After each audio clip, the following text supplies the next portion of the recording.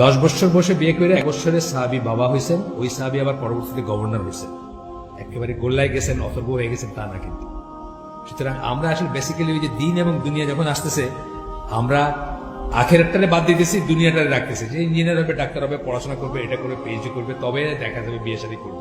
কিন্তু আমার আখেরাত তো শেষ হয়ে যেতেছে এখানে। আমি যে কালকের দিনটা বাঁচবো এটা তো কোনো ঠিক নাই।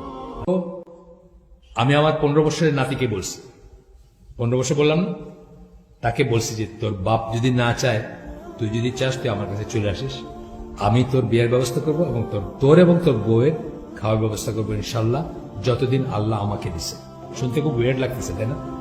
10 বছর ইমপ্লিমেন্ট করতে নাও পারি, যার ঘরে একটা 15 বছরের মেয়ে আছে বা 15 বছরের একটা ছেলে আছে, আমি যদি একটু চিন্তা করি যে আমার ছেলেটা এটা চোখ বুঝে থাকবো না, মানে কাক যেরকম কিছু নাকি লুকানোর সময় নিজের চোখ বুঝে লুকায়, মনে করে যে আমি যেহেতু দেখিনি আর কেউ দেখে নেই। সুতরাং আমরা যেটা প্রিটেন্ড না করি যে আমার ছেলের এটা হয় নাই, আমার মেয়ের এটা নাই, এরা সব ফুলের মতো পবিত্র, অন্যের ছেলে আর অন্যের মেয়ে খালি খারাপ কাজগুলো করে, এটা যেন আমরা প্রিটেন্ড না করি। যাদের ঘরে বিবাহযোগ্য বলতে বায়োলজিক্যালি বিবাহযোগ্য, তখনই তার নিয়ে চিন্তার ব্যাপার আছে। এখন সে যদি ইভেন টাইমের মতো হয়, ঠিক আছে, আরো 20 বছর পরে করুক বিয়ে। কিন্তু যদি না হয়, আর আজকের পরিবেশে আজকের জীবনে তো ইভেন টাইমের মতো হওয়া খুব ডিফিকাল্ট, তাই না? প্রত্যেকটা মোমেন্টে বোম্বার্ডমেন্ট হচ্ছে তার উপরে, গান, নাচ, সিনেমা, কি কি সব আছে না, মানে মোবাইল, তারপরে ট্যাব, প্রত্যেকটা মোমেন্টে তার এক্সাইট এবং ইনসাইট করা হচ্ছে টুয়ার্ডস ব্যাড থিংস। সেখানে আরো দরকার।